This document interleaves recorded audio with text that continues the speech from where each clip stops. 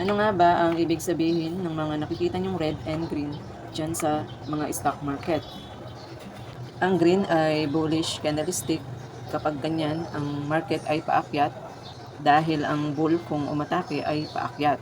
Kapag red naman ay bearish candlestick, it means ang market ay pababa dahil ang bear kung umatake ay pababa. Ang candlestick ay binubuo ng body and wick. Ito yung body. Ito yung high wick. Ito naman yung low wick. Dito nag-open yung price and dito naman nag-close yung price. Yung wick naman, para siyang shadow kung saan umabot ang highest or lowest price during specific time frame. So parang siyang history. Kumbaga dito umabot yung price, then dito nag-close yung price. Ganon din guys dito sa bearish candlestick. Dito nag-open yung price and dito naman nag-close yung presyo.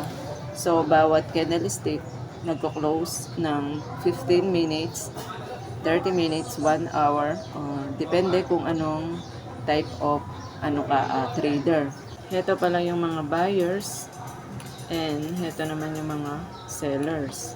Kaya nagkaroon ng low wick or price rejection kasi pinilit ibaba ng mga sellers yung presyo pero ni-reject ng mga buyers yung price kaya dito nag-open yung candle.